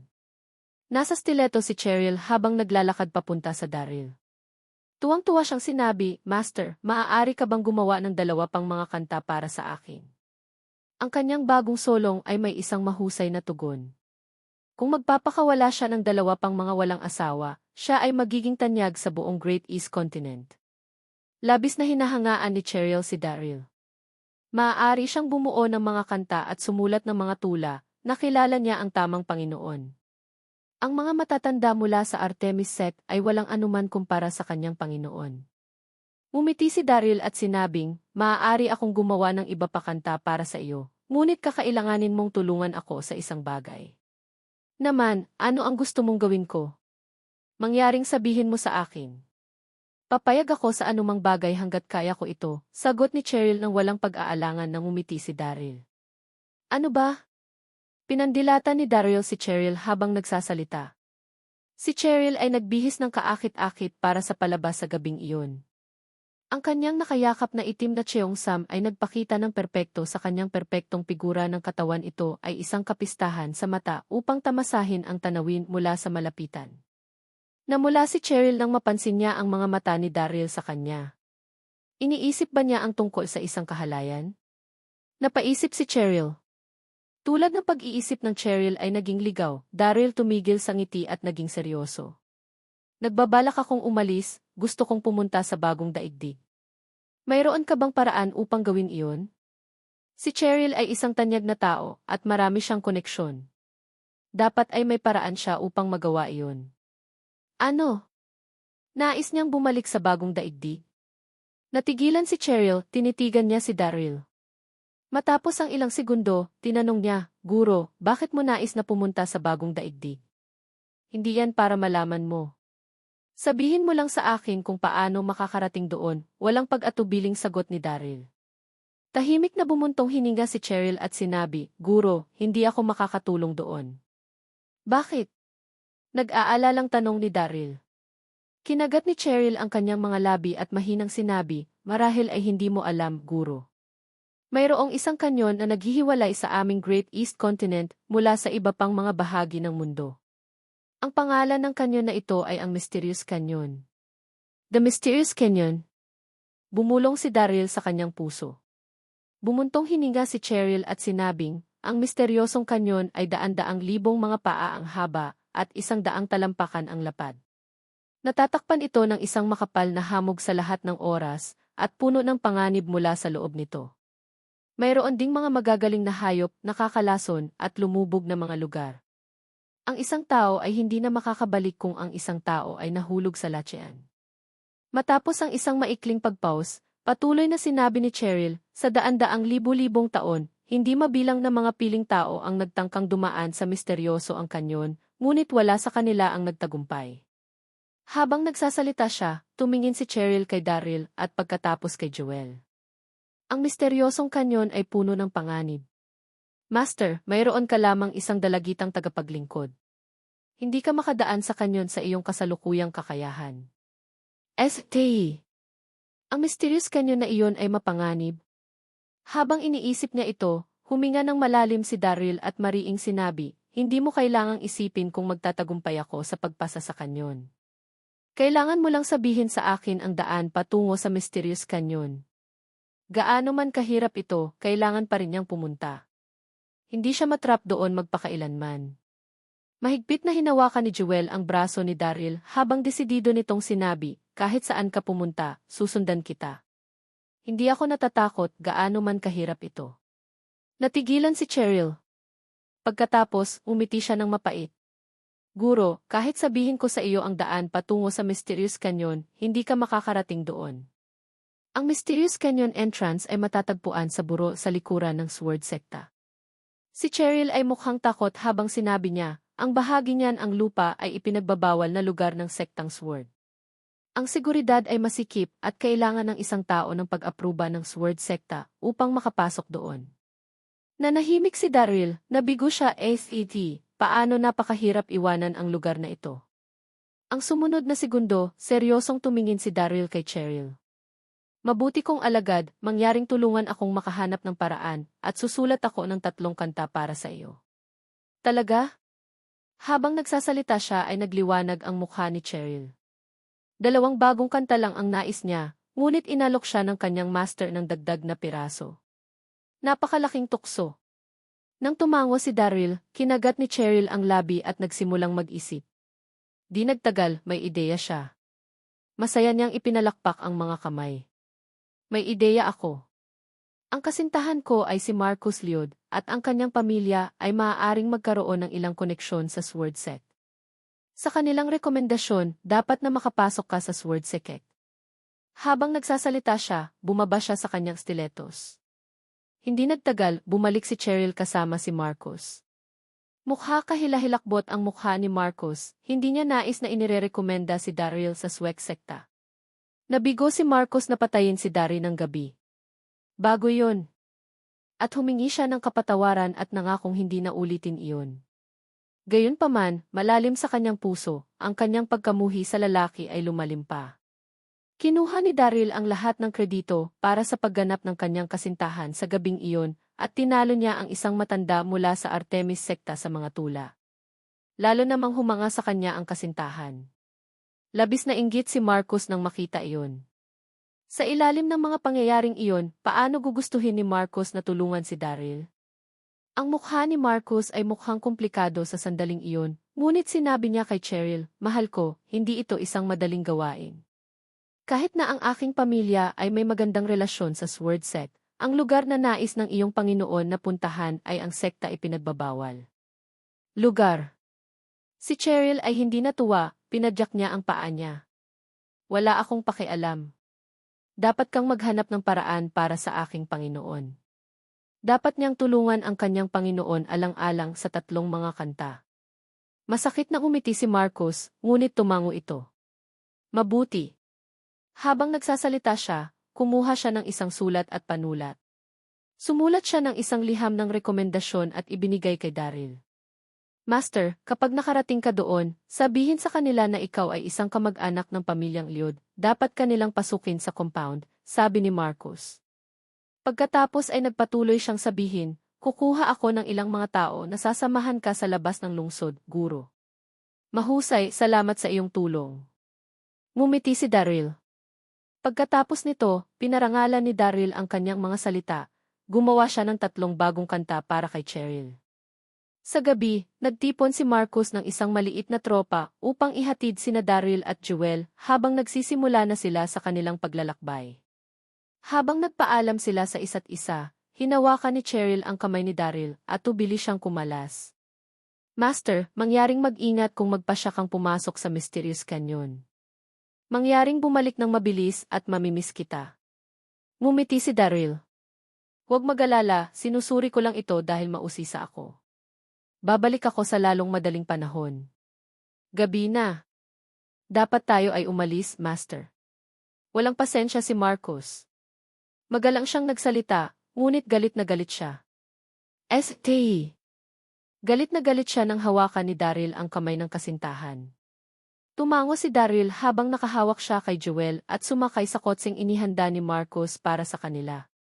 Sa Great East Continent, lahat ay naglalakbay sa pamamagitan ng mga rickshaw. Ang mga mayayamang pamilya lamang ang makakaya ng kotse. Ang kotse na mayroon sila ay isa sa mga antigong kotse. Si Marcos ang nagmaneho ng sasakyan na nagdala sa kanila palabas ng lungsod. Ang kanyang mga tauhan ay sumunod sa likod ng kanyang sasakyan. Tuwang-tuwa si Jewel na umupo sa sasakyan. Kahit na lumaki siya sa Great East, iyon ang unang pagkakataon na nasa isang antigong kotse siya. Napaka-curious niya sa lahat ng bagay sa sasakyan. "Ang kotse na ito ay pambihira, Master." Hindi mapigilan ni Jewel ang paghagikik niya. Nakatitig siya sa manibela ng walang kislap. Isang bilog na bagay lamang ang kumokontrol dito, at maaari itong ilipat at kumilos ng napakabilis. Masyadong kaibig-ibig si Jewel. Tumawa si Daryl habang tinatapik ang ulo ni Jewel. "Bibilhan kita ng isa, balang araw. Maaari kang magsaya kasama nito." Ang antigong kotse ay naglakbay ng mabagal tulad ng isang suso.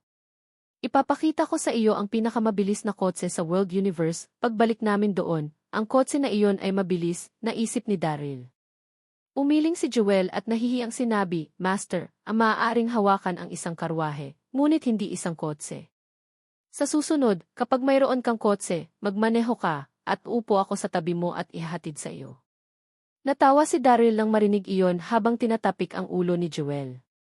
Maya-maya pa, naging madilim ang araw bago sila tuluyang lumitaw sa harap ng isang bundok. Pinahinto ni Marcos ang sasakyan, lumingon at tumingin kay Daryl. Ngumiti siya.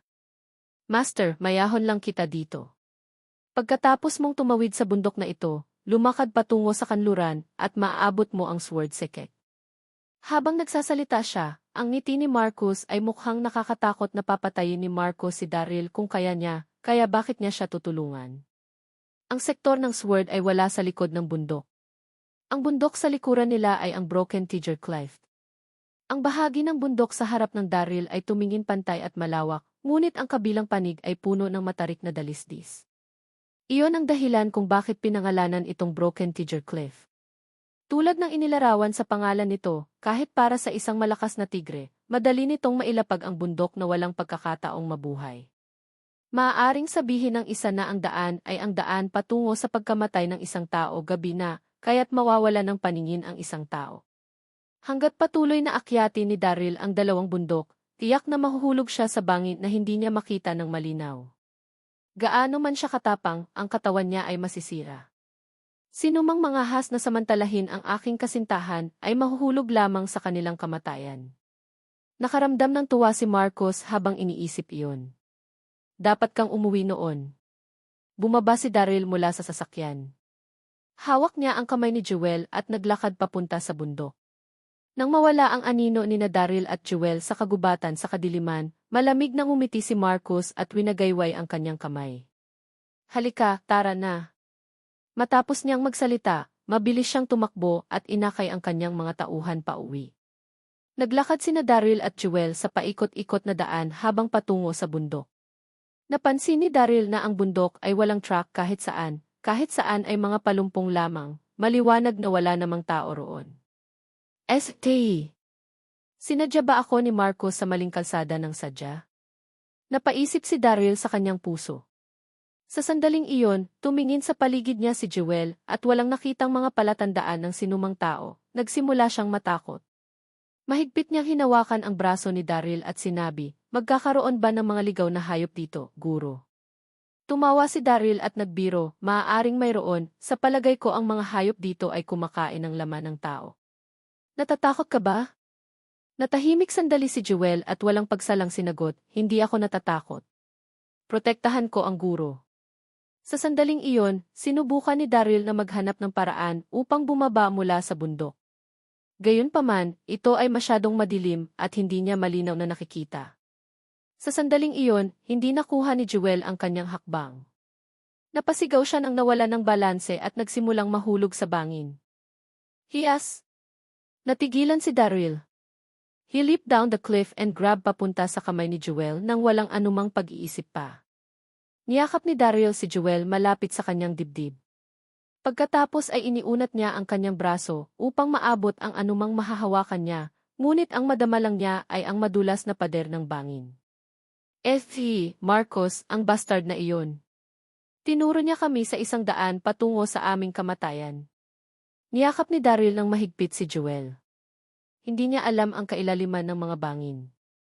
Ipinagdasal niya na hindi sila mahulog sa kanilang kamatayan. Sa World Universe, ang tahanan ng pamilya Lindon sa Donghai City. Siya ang paninirahan ng Lindon ay puno ng mga ilaw at dekorasyon. Ang bulwagan ay nakapak na may mga pagdiriwang sa pagdiriwang.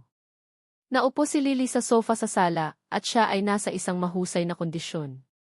Ang kanyang mga mata ay puno ng kaligayahan matapos niyang gumugo ng higit sa 1 buwan kasama si Wade, natuwa sa kanya si Lily. Siya ay nagmamalasakit at banayad at ikakasal sila sa loob ng 2 araw. Lilibud, nagpadala ka na ba ng imbitasyon? Huwag kalimutang ipagbigay alam din sa aming mga kamag-anak sa bahay, sabi ni Samantha habang naglalakad sa hagdan. Puno ng kasiyahan ang kanyang mukha.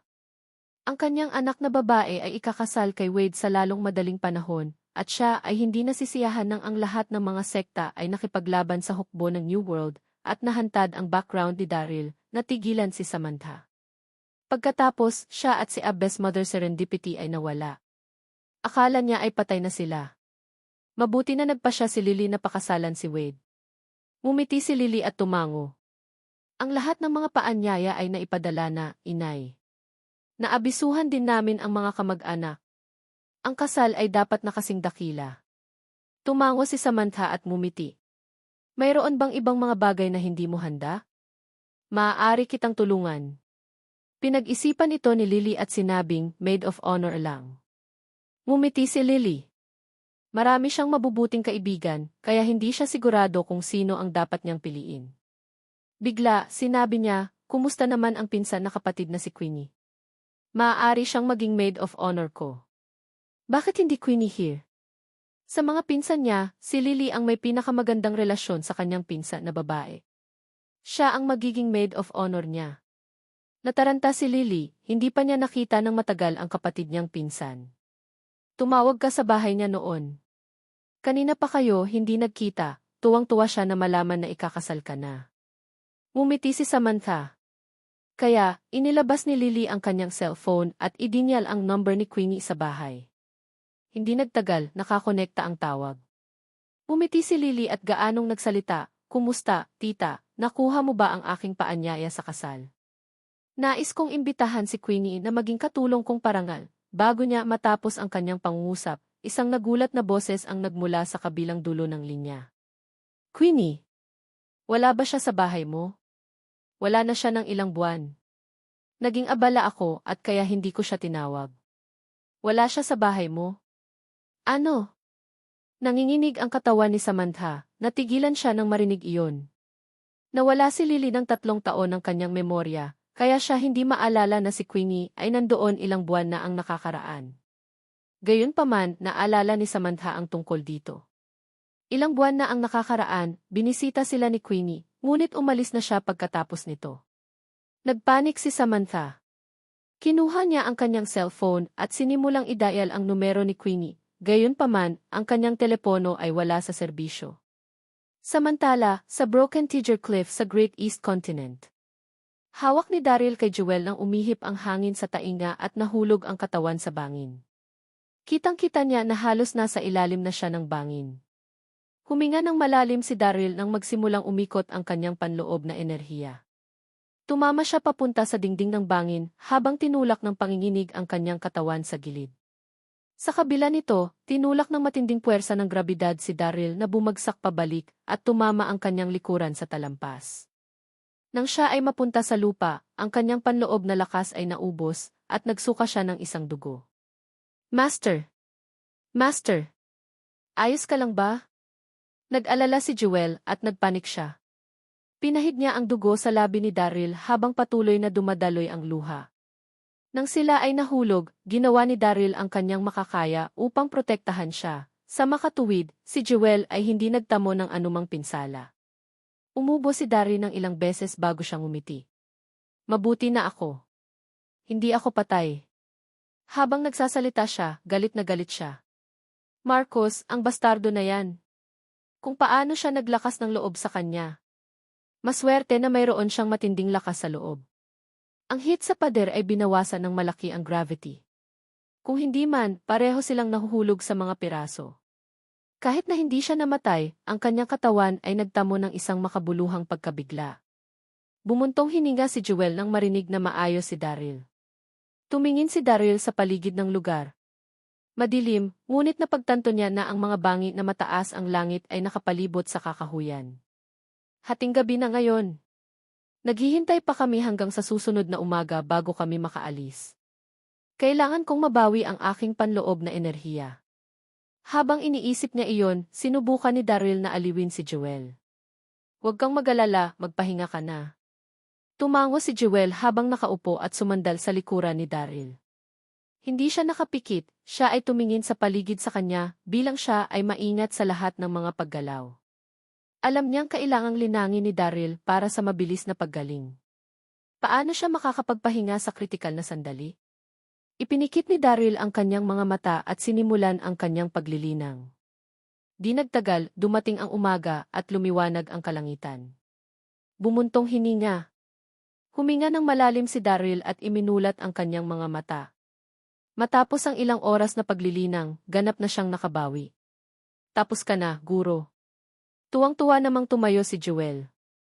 Nagulat si Daryl nang makita ang mga bag sa ilalim ng kanyang mga mata. Kinunot niya ang kanyang mga mata at tinanong, "Hindi ka natulog ng buong gabi?" Tumango si Jewel at marahang sinabi, "Napagtanto kong nagsasaka ka para sa iyong paggaling, kaya't nais kong manatili sa tabi mo. Kung may isang hayop na lumapit sa kanya, maaari kong itaboy ito." Naantig si Daryl nang marinig iyon kaya ngumiti siya. "Kahit na may isang hayop dito, hindi mo ito matatalo." Isang kalokohan na babae, ngunit ang kanyang pagsunod ay nakakaantig sa kanyang puso. Namula si Jewel nang mapagtanto niyang inaasar siya ni Daryl. Mahigpit niyang hinawakan ang kamao niya at sinabing, "Lalakas ako sa hinaharap. Pagkatapos ay mapangalagaan kita, guro." Tapos may naalala si Jewel. "Madilim pa ang araw, hayaan mo akong kumuha ng tubig para makapagpresko ka." Umiling si Daryl at ngumiti ng tumayo. "Masyadong mapanganib dito, maaaring may mga ligaw na hayop kaya't sabay tayo." Pagkatapos nito, pareho silang naglakad patungo sa kakahuyan. Habang dumadaan sila sa kakahuyan, nakarating sila sa isang pond. Malinaw ang tubig sa loob nito. May tubig dito, guro.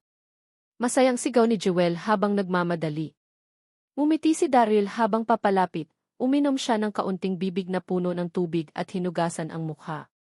Pagkatapos ay nagsimula siyang tumingin sa paligid ng lugar. Malalim sila sa isang lambak at napapaligiran ito ng mga bangin na may ilang libong talampakan ang taas. Sa kakayahan ni Daryl, hindi siya makakatalon, pabayaan na dalhin si Jewel. Imposibleng lumipad sila doon. Hindi kami namatay mula sa taglagas at kailangan pa nating mamatay dito. Napasimangot si Daryl habang iniisip. Sa sandaling iyon, masayang sumigaw si Jewel, "Guro, may mga isda sa pond. Maaari akong mag-ihaw ng ilang mga isda para sa pagkain mo." Ginagawa ko ang pinakamahusay na inihaw na isda. Bigla, may narinig silang isang malakas na tawa. "St." Parehas silang tumalon nang marinig iyon. Napatingin sila sa direksyon kung saan nagmula ang boses at nakita ang isang figura na lumapit sa kanila. "Kayong dalawa ay lumabag sa aking teritoryo, gaano kabastusan. May isang tao doon." Nagulat si Daryl, ngunit handa siyang ipagtanggol ang kanilang sarili. Nakita niya ang isang lalaking puti ang buhok na nakasira ang damit. Ang lalaki ay nagmukhang isang pulubi, ngunit ang kanyang malaking sukat ng katawan ay nakakatakot. Ang payat ng kanyang mukha at may mahabang peklat sa noo, ngunit ang kanyang mga mata ay ganoon kaalerto na kuminang. Ang isa pang napansin ni Daryl ay nawala ang isang paa ng lalaki. Gumamit siya ng isang itim na espada bilang kanyang stick-stick. Ang talim ay itim, ang isang gilid ng espada ay matalim at ang isa ay mapurol. Ang tabak ay kamukha ng tangsword na ginamit ni Sloan. Gayunpaman, nang makita niya itong malapit, mas malawak ito kaysa sa tangsword. Humugot si Daryl, hindi niya kailanman inaasahan na makahanap ng isang lumpo sa lambak. Ang ikinagulat ni Daryl ay ang kanyang lakas, alam niya na ang kakayahan ng tao ay lumampas sa inaasahan niya. Siya hindi maramdaman ang lakas ng lalaki. Sa sandaling iyon, tumayo si Jewel mula sa likuran ni Daryl at matapang na sumigaw, "Sino ka? Ano ang ginagawa mo dito?" Habang nagsasalita siya, tinitigan ni Jewel ang lalaki, nag-aalala siya ngunit nakiusyoso rin ng sabay. "Sino ako?" Tumawa siya ng malakas, mukhang nainis siya. "Ako ay isang tao na kinalimutan ng lipunan. Kumusta naman kayong dalawa? Sumasabog sa aking landare na hinahanap mo ang kamatayan?" Pagkatapos ay tiningnan niya ng maigi si Daryl. "Nahulog ka mula sa ganoong kataas, ngunit hindi namatay mula sa pagkahulog, dapat ay napakalakas mo. Ikaw ba ay isang tao sa isa sa apat na mga sektang-sekta? Hayaan mo akong hulaan ikaw ay mula sa Sword Sect o sa sektang Elixir." Bago niya natapos ang kanyang pangungusap, umiling si Daryl at sinabi, "Hindi ako alagad mula sa alinman sa apat na mga sektang-sekta." Nakita ni Daryl ang puot sa mga mata ng lalaki nang banggitin niya ang apat na mga pangunahing sekta. Parang nagkaroon siya ng matinding pagkamuhi sa kanila. "Kapag nasubukan kita, malalaman ko kung ikaw ay isa sa kanilang mga alagad." Agad niyang pinalakpak ang kamay at itinuro ang sa kanya mahabang tabak sa kalangitan. Nagningning ang kanyang espada. Ang susunod na segundo, ang espada ay nasa harapan mismo ng mga mata ni Daryl. "St." Talagang malakas ang lakas. Natigilan si Daryl, gusto niyang iwasan, ngunit huli na. Sumigaw siya, at may sugat sa kanyang balikat, dumugo ang dugo mula sa pinsala. Napakalakas niya. Ginamit ni Daryl ang kanyang kamay upang idiin ang kanyang sugat habang titig na titig sa lalaking iyon. Natigilan siya at hindi makapagsalita. Maaari niyang saktan si Daryl kahit na nakasuot ng celestial worm armor ang nakababatang lalaki. Gaano katindi ang kanyang espada? "Ikaw ang Sword Devil, Ford South." Nakilala ni Jewel ang lalaki. Sigaw niya at ang kanyang magandang mukha ay napuno ng sorpresa. Natigilan si Daryl. "Kilala mo siya, Jewel?" Tumango si Jewel, siya ay nagulat pa rin, kaya marahan niyang sinabi, "He is the Sword Devil, Ford South." Alam ng lahat sa dakong silangan ang tungkol sa kanya. Ang pamamaraan ng kanyang espada ay inangkin na hindi matatalo. Nawala siya 10 taon na ang nakalilipas, at inakala ng lahat na ay sa pag-iisa. "Hindi ko inakalang makikilala natin siya dito." Tiningnan ni Jewel ang espada sa kamay ni Ford at nagpatuloy na sinabi, bago niya ginamit ang kanyang tabak, gagawin niya ang sun pointing finger. Kapag itinaas niya ang kanyang tabak ngayon lang, ginawa niya iyon, kaya't ito talaga ang dapat sa kanya. Mas maaga, nang itinaas ng lumpo ang kanyang tabak ay nakaturo sa kalangitan, at iyon ang sun pointing finger. Alam ng lahat sa mahusay na silangan ang tungkol doon. Hindi iyon maaaring pahamakin siya ang jablo ng espada, kung gaano kahanga-hanga iyon. Natigilan si Daryl nang marinig iyon. Nagulat din si Ford na nakilala siya ni Jewel. Malamig siyang humiti at sinabi, hindi ko inaasahan na maaalala pa ako ng mga tao, matapos akong matrap dito ng halos 10 taon. Tinignan ng mabuti ni Ford si Daryl. Binata, noong ginamit ko ang aking espada ngayon, ramdam ko ang dalisay ng iyong panloob na enerhiya. Iba ito sa 4 na mga pangunahing sekta. Sino ka?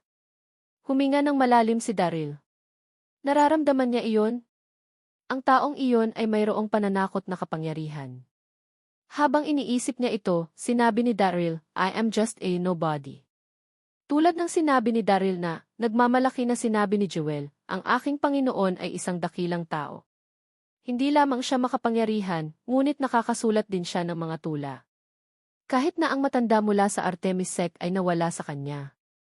Siya ba ang makapangyarihan? Ni hindi niya maipagtanggol ang aking tabak, malamig na sabi ni Ford. Tumawa si Daryl, iyon ang totoo. Kahit na ang tao ay isang pilay, mayroon siyang nakakatakot na kapangyarihan.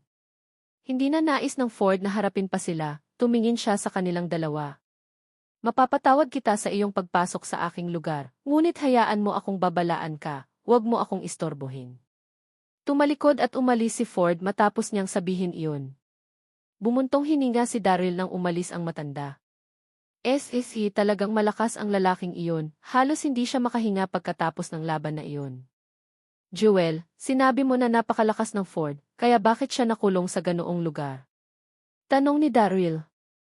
Ang mukha ni Jewel ay puno ng pag-aalinlangan din, umiling siya. Hindi ako sigurado, ngunit sikat na sikat siya. Marami pa ring mga alinggaw-ngaw tungkol sa kanya ngayon. Hulaan ko na siya ay natrap dito dahil sa kanyang binti. Habang nagsasalita siya, ang mga mata ni Jewel ay tumingin sa pond. Master, mag-ihaw tayo ng ilang mga isda. Tumango si Daryl at maihawak na blood-drinking sword. Tumalon siya sa pond bago siya bumalik kasama ang ilang mga isda. Masayang pumalakpak si Jewel at nagsunog ng apoy sa tabi ng pond upang mag-ihaw. Si Jewel ay mayroong ilang asin at pampalasa at siya ay nakapagluto rin ng maayos. Di nagtagal, ang inihaw na isda tinakpan ng amoy ang lugar, at gutom na gutom si Daryl. Matapos ang unang isda, ngiting ibinigay ito ni Jewel kay Daryl. Master, pakisubukan ang aking pagluluto. Ngumiti si Daryl habang kinukuha ang inihaw na isda. Kumagat siya, at humanga siya sa pagiging bago ng isda. Tumango siya habang pinupuri ang pagluluto nito. Napakaganda, napakaganda. Bukod sa kanyang pagsunod, hindi niya inaasahan na maging mahusay na magluto si Jewel. Natuwa si Jewel sa mga papuri. Guro, maaari akong mag-ihaw ng isda para sa iyo araw-araw o hanggat nais mong kainin ito. Habang sinasabi niya iyon, tumingin si Jewel sa likuran ni Daryl at laking gulat niya. Lumingon si Daryl nang makita ang isang lalaki sa likuran niya. Si Ford iyon at pananabik niyang tinitigan ang inihaw na isda. Inihaw mo ang mga ito?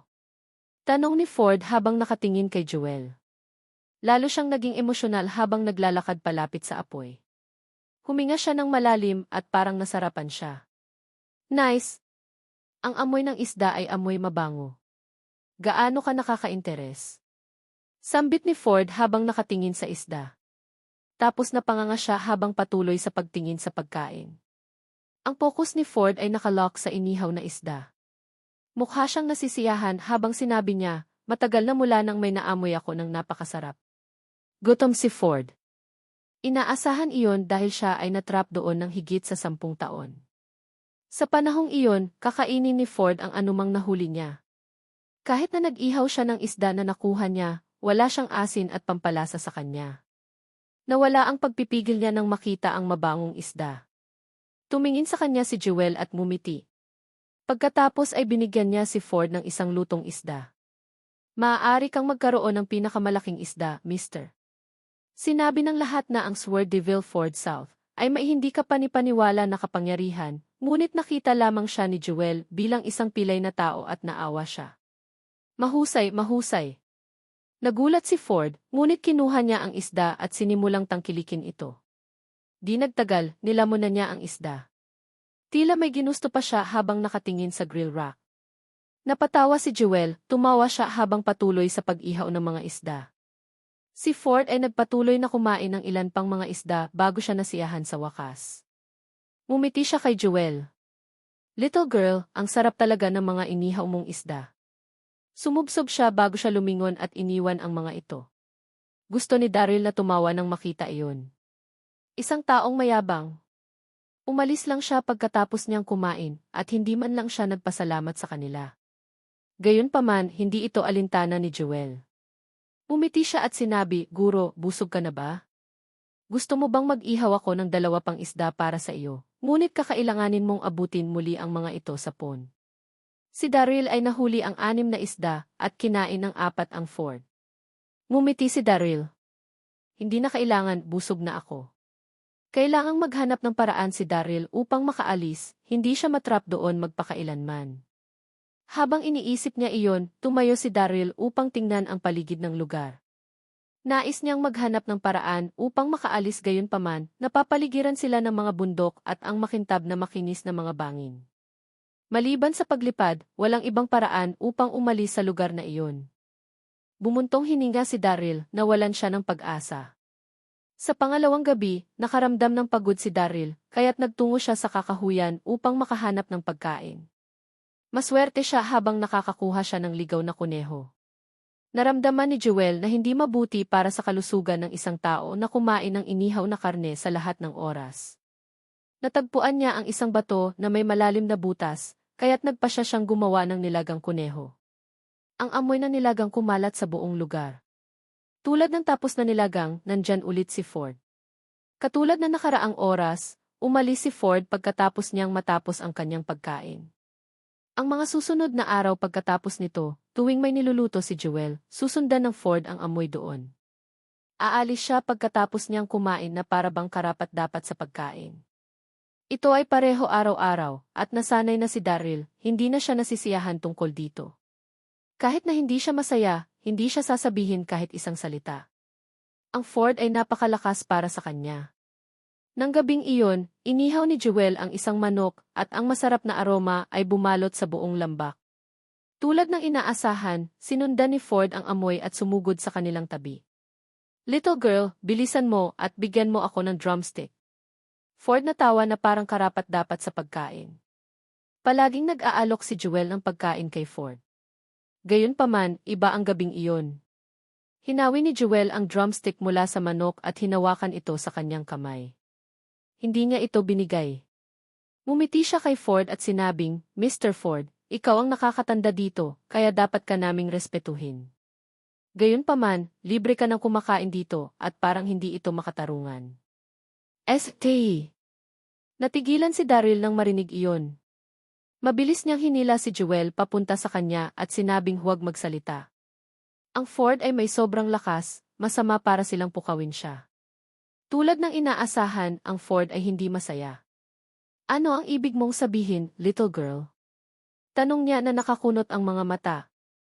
Ngumiti si Jewel at sinabi, Mr. Ford, simple lang ito.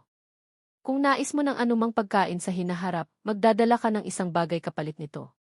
Bumuntong hininga si Ford. Hindi ko kailanman ginusto na samantalahin ang ibang tao. Wala akong ibang kasama maliban sa sirang espada na ito. Habang nagsasalita siya, inilabas ni Ford ang kanyang espada at inilapag ito sa lupa. Bang! Isang malakas na putok ang narinig at may mga bitak sa lupa. Ang tabak ay matatag na nakatanim sa lupa. Ngumiti si Ford. Ito ang Great Steel Sword. Tumitimbang ito ng 388 pounds. Kung maaari mong kunin ang tabak, ibibigay ko ito sa iyo. Sa sandaling iyon, ngumiti si Jewel at sinabi, hindi ko sinabi na nais ko ang iyong tabak, mister. Marahil maaari mong turuan ang aking Panginoon ng ilang mga diskarte sa espada. Ang iyong mga diskarte ay ang pinakamahusay sa buong mundo. Kung maaari mong turuan mo sila sa aking Panginoon na may alam, marahil maaari niya itong magamit upang ilabas kaming 3 palabas sa lambak na ito. Bumuntong hininga si Daryl habang nakatingin kay Joel. Ang kanyang pagkilos ay hinawakan siya, lagi niya siyang iniisip. Tama si Joel, kung matututunan niya ang mga diskarte ng tabak ng matanda, maaari niyang butas ang tabak sa pader ng mga bangin upang umakyat. Marahil ay makalabas sila sa lambak sa ganoong paraan. Nagdilim ang mukha ni Ford nang dahan-dahan siyang tumayo. Tapos umiti siya ng malamig. Gusto ng taong ito na malaman ang diskarteng aking espada? Pangarap. Kasama sa aking celestial swordsmanship ang lahat ng mga pangunahing diskarte sa espada mula sa buong mundo. Hindi para sa kanya ang matuto. Bumuntong hininga si Joel nang marinig iyon at mapait nang umiti si Daryl. Master, mukhang wala ng pagkakataon na matuto ka mula sa kanya. Kung gayon, aliwin natin ang inihaw nating manok. Ikaw naman, Mr. Ford, hindi mo masusubukan ang inihaw na manok na ito. Umasim ang mukha ni Joel habang inaabot ang drumstick ng manok kay Daryl. Ford gulp, hindi niya napigilan ang pagdila ng labi niya. Nagluto si Joel ng pinakamagandang inihaw na manok. Walang ordinaryong tao ang makatiis ng napakasarap na tukso, pabayaan ang isang lalaking natrap sa loob ng higit sa 10 taon. Napatingin si Ford kay Daryl na nasisiyahan sa sobrang sarap ng drumstick ng manok, hindi na niya nakatiis.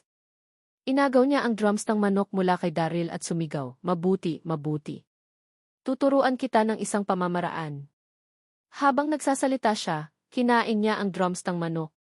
Pagkatapos sinabi niya kay Daryl, "Isang pamamaraan lamang at wala nang iba." Gusto ni Daryl na tumawa. Mukhang hindi mapigilan ng matanda ang tukso ng isang drumstick ng manok sa sandaling iyon, si Daryl ay labis na nasasabik at nagpapasalamat din siya. Mabilis siyang sumagot, "Salamat, Mr." Natuwa rin si Joel. Ibinigay niya kay Ford ang natitirang inihaw na manok at sinabing, "Dapat mong tuparin ang pangako, Mr. Huwag kalimutan ito." Kahit na sumang-ayon lamang si Ford na magturo lamang ng isang pamamaraan, naisip ni Joel ang kanyang karakter ng mahusay pagkatapos lamang ng 2 araw gustong-gusto ng Ford ang pagkain. Hanggat siya ay sumang-ayon sa isang pamamaraan, magkakaroon siya ng mga paraan upang siya ay sumang-ayon sa pangalawa at pangatlong pamamaraan. Kinain na ni Ford ang kalahati ng inihaw na manok bago ang Rook Daryl sa isang walang laman na lupa. Panoorin ang mabuti ngayon. Ang pamamaraan na ituturo ko sa iyo ay tinawag na diskarte ng 8-spin sword. Minsan lang ako magpapakita sa iyo, kung maaari mong sundin ay nasa sa iyo. Kung hindi mo ito matutunan, kung gayon ay dahil hindi ka may talento. Huwag mo akong abalahin upang turuan kita ulit. Naririnig mo ba ako? Habang sinabi niya iyon, tinaas ng Ford ang kanyang tabak at sinimulan ang kanyang demonstrasyon. Kahit na nawala ang isang paa niya, hindi ito nakaapekto sa kanya. Pinanood ni Daryl ng mabuti ang mga kilos ni Ford, hindi niya nais na makaligtaan kahit ano mula nang magsimula siya sa paglilinang. Maraming mga diskarte ang natutunan ni Daryl, ngunit wala sa mga ito ang makakapag-focus sa kanya. Wala siyang pagpipilian. Nabanggit na ni Ford na ipapakita lamang niya ito sa kanya ng isang beses, kaya't nangahas si Daryl na mawala ng pagtuon. Samantala, sa mansyon ng Clement sa Donghai City. Ito ang araw ng kasal ni Wade at Lily at ginanap ang pagtanggap sa mansyon. Ang buong mansyon ay mukhang napakamaligaya na may maliwanag na pulang dekorasyon, paputok at mga mamahaling kotse. Mayroong isang maliit na hardin sa mansyon at puno ito ng mga panauhin at mga table ng banquet. Marami sa mga mayaman at tanyag na pamilya sa lungsod ang dumalo sa kasal. Mayroong ilang mga upuan sa tabi ng pangunahing dambana ng hardin, kung saan nakaupo ang mga magulang ni Wade at Samantha. Lahat silang tatlo ay ngumiti ng matindi. Natuwa si Samantha. Ang kanyang anak na babae sa wakas ay natagpuan ang isang mabuting tao, at nasiyahan siya tungkol doon. Ang pamilya ni Wade ay nagkakahalaga ng bilyon-bilyon, ang kanyang anak na babae ay mabubuhay sa kanya. Halos ilang libong mga panauhin ang nakaupo sa kabilang panig ng lupa. Marami sa pamilyar na mukha ng lungsod ang nandoon kasama sina William, Zayler at Justin. Kahit na si Lola Lindon ay nasa ang kasal, lahat ng mga panauhin ay masaya at nakangiti. Ito ay isang maligaya na araw. Isang tao lamang ang hindi nasiyahan sa araw, at iyon ay si Justin. Napakatagal ng pag-ibig ni Justin kay Lily. Paano siya magiging masaya kung may asawa si Lily na iba? Sinubukan ni Justin na mapabilib si Lily sa Atlantic Street, sinindihan niya ang kalye ng mga parol na nagpapakita ng pangalan ni Lily. Kahit na nagambala si Daryl sa romantikong eksena, hindi ito nakaapekto sa pagmamahal ni Justin kay Lily. Tapos, tuwang-tuwa si Justin nang marinig na nawala ang memorya ni Lily. Naisip niya na magkakaroon siya ng pagkakataon na kasama siya, tuwang-tuwa siya na hindi siya makatulog ng 2 araw. Gayunpaman, nang balak ni Justin na ituloy ulit si Lily, nakasama niya si Wade. Halos masira ang kanyang puso nang dumalo siya sa kasal ni Lily, halos lahat ng mga panauhin ay dumating. Sa tanghali, ang MC ay umakyat sa entablado gamit ang isang mic at tumingin sa mga panauhin. Ang lahat ng mga panauhin ay tumingin sa MC. Pagbati, mahal na mga panauhin. Mangyaring ipatong ang inyong mga kamay magkasama upang salubungin ang ikakasal at ikakasal na lalaki. Malakas na nagsalita ang MC sa mic. Si Wade at Lily ay magkalapit na naglakad papunta sa mansion, sinabayan ng paputok sa likuran nila. Si Wade ay nagsuot ng puting suit at mukhang matalino siya. Tuwang-tuwa siya na sa wakas ay mapapangasawa niya ang magandang Lily. Gayunpaman, ang pokus ng mga panauhin ay kay Lily, namangha sila. Wow! Ang ganda-ganda niya. Lahat ng mga lalaking panauhin ay nakatingin kay Lily. Nakasuot siya ng isang sutla na damit na pangkasal na nagpapakita ng kanyang perpektong bodyline. Mayroon lamang siyang light makeup, ngunit ang kanyang kagandahan ay makakakuha pa rin ng hininga. Tingnan mo ang diyosa ng Donghai City, Lily. Ang ganda-ganda niya. Si Wade ay isang maswerteng lalaki na makapag-asawa ng napakagandang asawa. Kawawang Daryl. Siya ang kanilang manugang sa loob ng 3 taon at hindi pa niya ito nakasama kay Lily. Shush! Baliw ka ba? How dare you mention him dito? Huwag kang mag-alala. Si Daryl ay nawawala ng napakaraming araw ngayon. Alam ng lahat ang tungkol doon. Ang ilan sa mga mayayamang lalaki na panauhin ay nagsimulang magsismisa ng mahina. Ang kanilang mga mata ay nakatingin pa rin kay Lily habang nagsasalita, at ang kanilang mga bibig ay puno ng laway. Si Justin, na nakaupo sa tabi nila, ay labis na nababagabag nang marinig ang kanilang talakayan na hinawakan niya ng mahigpit ang kamao. Bakit karapat-dapat pakasalan ni Wade si Lily? Namula ang mga mata ni Justin habang sumisigaw sa kanyang puso. Gayunpaman, walang nakapansin sa kanya. Ito ay ang rurok ng kasal Wade at hinawakan ni Lily ang kanilang mga kamay habang naglalakad sila patungo sa altar.